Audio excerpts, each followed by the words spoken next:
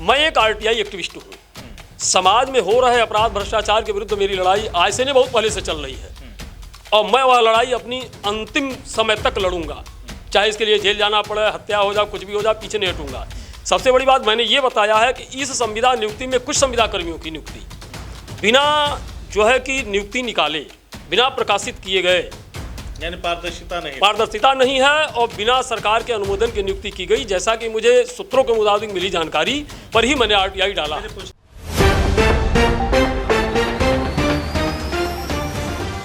2005 में देश में मनमोहन सिंह की सरकार ने आरटीआई एक्ट लागू किया और कहा कि आपके गांव शहर, आपके आसपास सरकारी विभागों में यदि कहीं कोई भ्रष्टाचार है तो इस एक्ट के तहत आप संबंधित व्यक्ति से या विभाग से जानकारी लेकर के उस गंदे खेल के यानी कि भ्रष्टाचार के खेल को उजागर कर सकते हैं और उस संबंधित व्यक्ति को जेल की हवा भी खिलवा सकते हैं।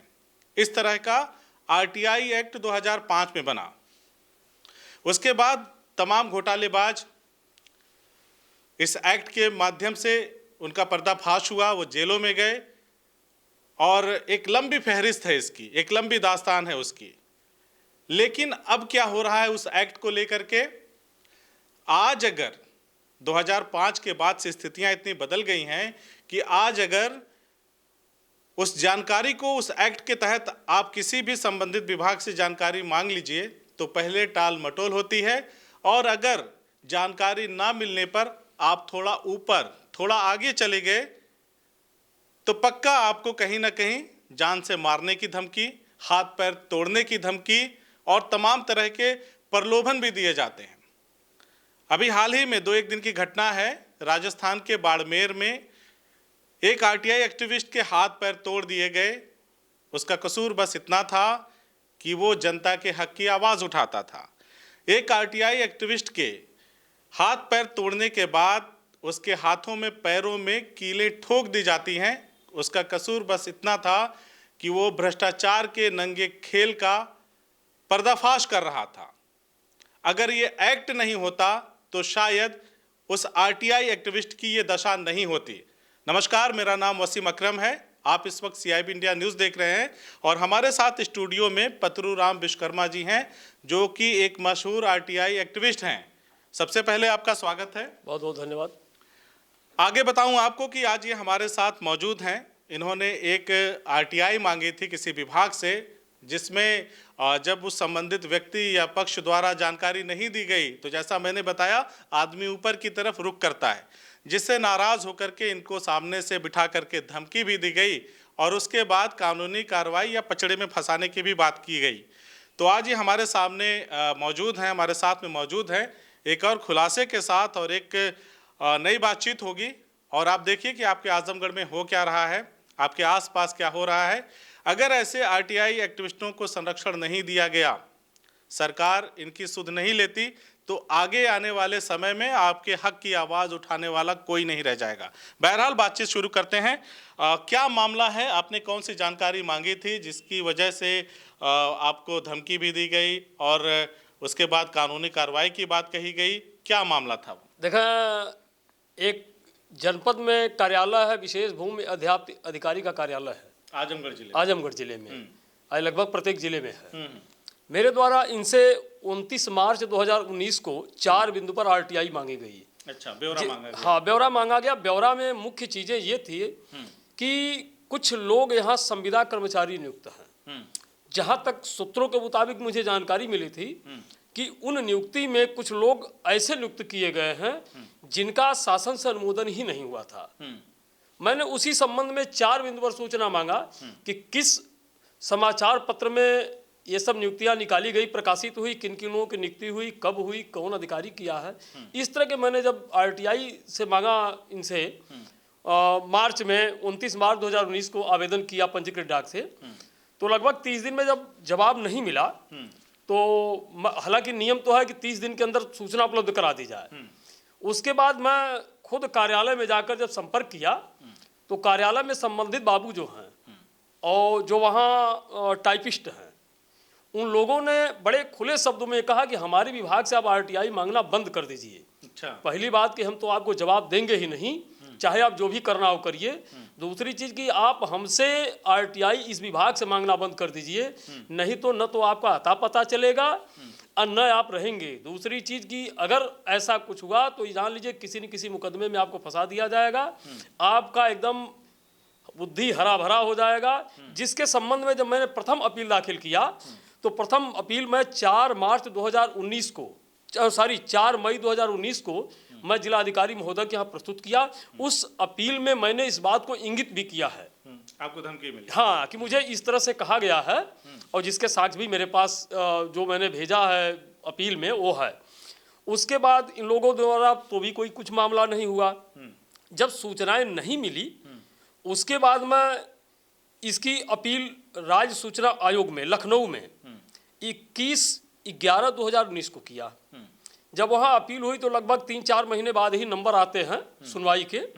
तो मेरे द्वारा दाखिल अपील को देखा गया, आयोग ने देखा, तो जब उसमें लगा कि नहीं सुनवाई के योग्य है तो उन्होंने पहली सुनवाई 15 अप्रैल 2020 को रखा।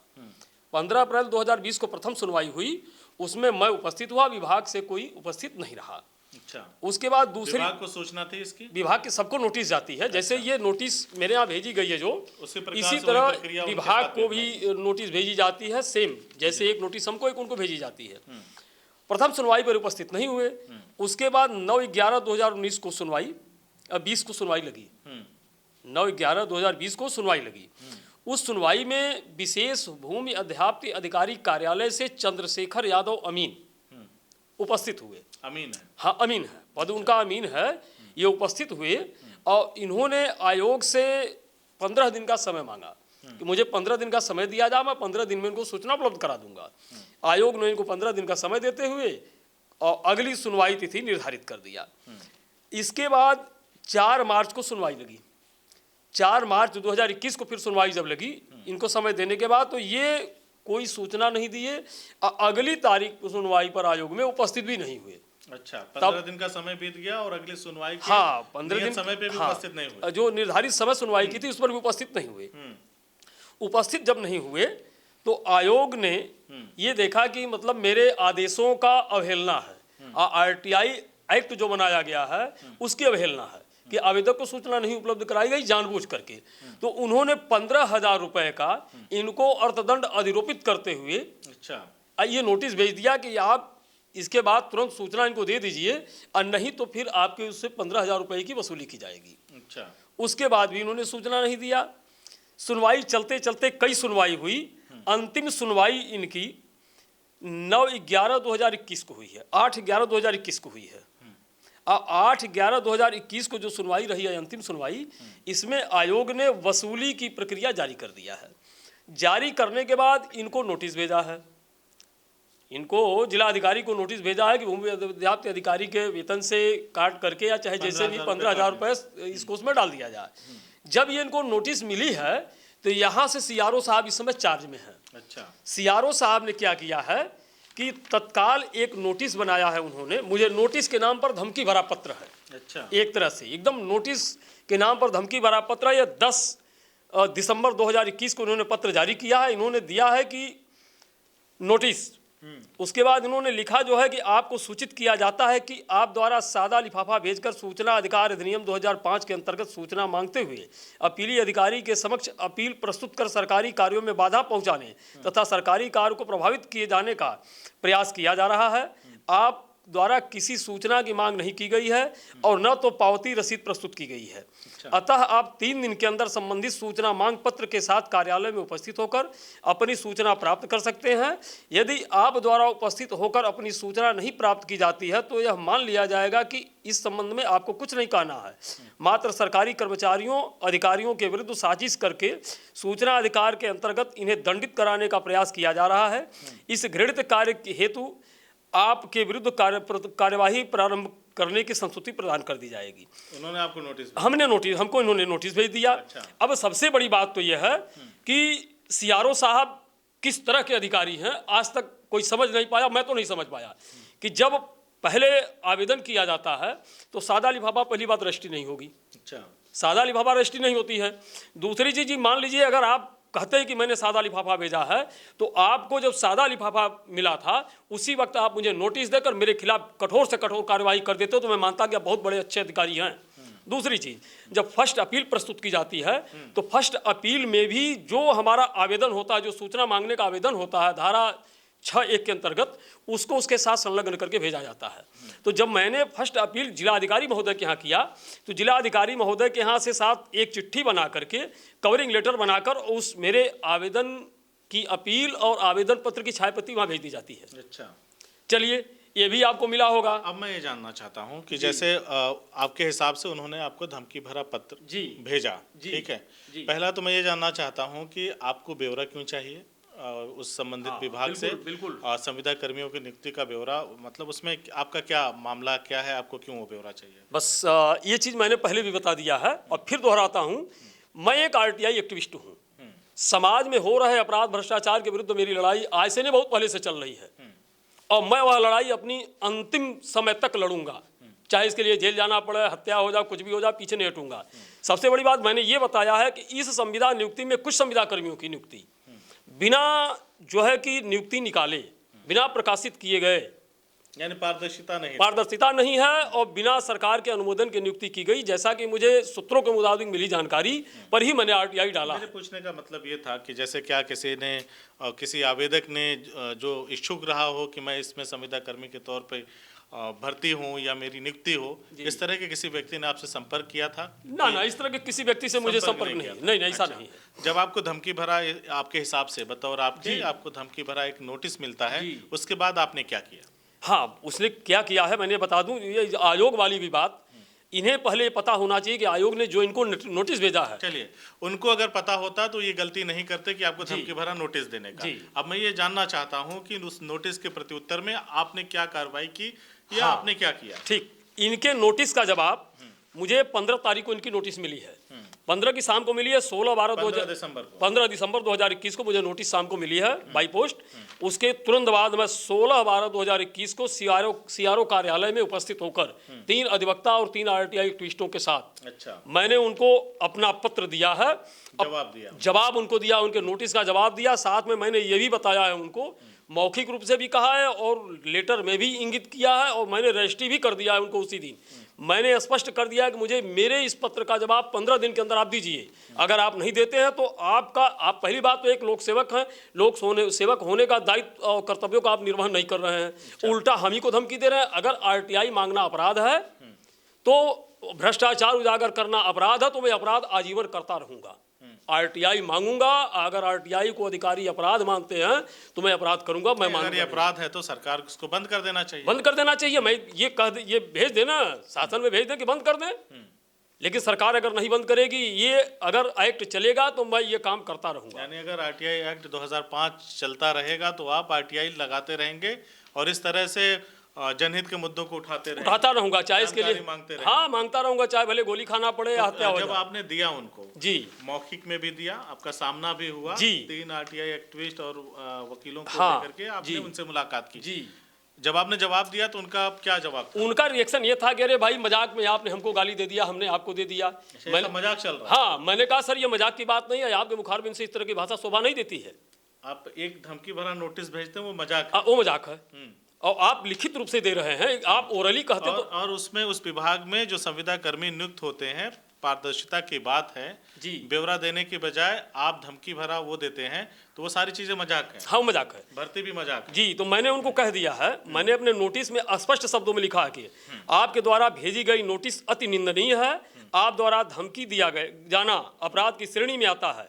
क्यों न आपके विरुद्ध इस कृत्य के लिए सक्षम न्यायालय में दंडात्मक वाद प्रस्तुत किया जाए। आपकी नोटिस का मेरे द्वारा दिए गए स्पष्टीकरण का जवाब पत्र प्राप्ति के 15 दिवस के अंदर आपके द्वारा नहीं दिया जाता है तो मैं आपके विरुद्ध सक्षम न्यायालय में दंडात्मक वाद प्रस्तुत करने के लिए स्वतंत्र हूँ। यानी अगर 15 दिनों में उन्होंने आपकी नोटिस का जवाब नहीं दिया जैसे पहले करते आए हैं, तो आप सक्षम न्यायालय में उनके खिलाफ? बिल्कुल, उनके खिलाफ सक्षम न्यायालय में बात प्रस्तुत करूंगा। इसलिए प्रस्तुत करूंगा कि अगर आरटीआई एक्ट सरकार ने चलाया है 2005 से, तो इसीलिए चलाया है कि देश में प्रदेश में हो रहे भ्रष्टाचार, अपराध और तमाम महिला उत्पीड़न, घरेलू हिंसा के संबंध में पारदर्शिता लाने के लिए सूचनाएं लेकर के और संबंधित विभाग को सूचित करके उस पर अंकुश लगाया जाए। अब मैं एक चीज़ जानना चाहता हूँ आपसे, जैसे मैंने अपने शुरुआत में बताया जी कि अभी बाड़मेर में, राजस्थान के बाड़मेर में आरटीआई एक्टिविस्ट के मार के हाथ पैर तोड़ दिए गए, कीलें मार दी गई उसके हाथ पैर में। आपको भी धमकी मिला है? धमकियां मिली हैं? धमकी मिला है, इसी मामले में आप बता रहे हैं कि धमकी मिला है जी। तो क्या आपको लग रहा है कहीं से मन में डर समाया है कि खुदा न खास्ता अगर आपके साथ ऐसा हो गया, कुछ अनहोनी होती है तो उसका जिम्मेदार कौन है? देखिए, तो क्या आपने पुलिस विभाग में इसकी सूचना दी या कहीं प्रार्थना पत्र दिया है कि आपकी जान को खतरा है, इस तरह का कोई? देखिए, लगभग मुझे कई विभागों से धमकियां मिल चुकी हैं। अच्छा। अभी थोड़ी ही समय पहले 8/11/2021 को ही मैं लखनऊ में होम्योपैथिक मेडिसिन बोर्ड में उपस्थित हुआ था। तो वहाँ भी जब वही सूचना की बात थी तो मेरे जन सूचना अधिकार अधिनियम के आवेदन को उन लोगों ने शिकायती पत्र मान लिया, जिस पर मैंने चर्चा किया। एक में 20,000 रुपये का अनावश्यक रूप से मांग किया है, जबकि 10,000 पेज की सूचना नहीं है। जब मैं मांग किया तो वहाँ भी धमकी मिली। तो अभी मैं डीजीपी वगैरह को सबको लिख करके भेज चुका हूँ। लखनऊ के एसएसपी महोदय को भेजा हूँ, वहाँ संबंधित थाना वजीरगंज को भी मैंने भेजा है।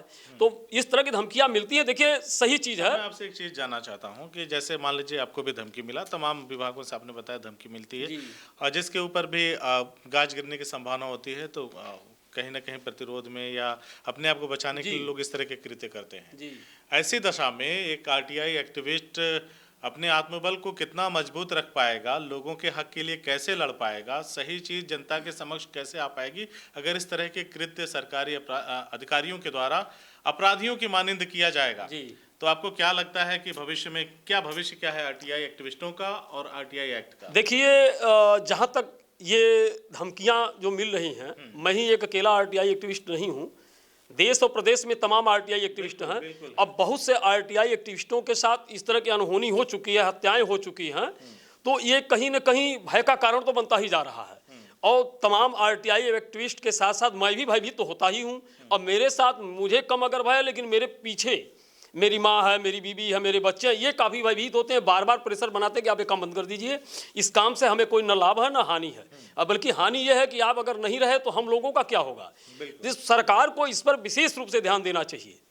अभी तो मुझे कहीं कहीं से सूचना मिली है कि तमाम आरटीआई एक्टिविस्ट जो है कि नोटिस कर रहे हैं, सरकार को पत्र लिख रहे हैं और कि आरटीआई एक्टिविस्टों को सुरक्षा व्यवस्था बनानी चाहिए ताकि वो समाज में हो रही कुरीतियाँ, भ्रष्टाचार को रोकने में शासन प्रशासन की मदद करें। और जब तक वो सुरक्षित नहीं रहेंगे कहाँ से करेंगे। तो सुरक्षा का व्यवस्था तो निश्चित रूप से होना चाहिए। बिल्कुल।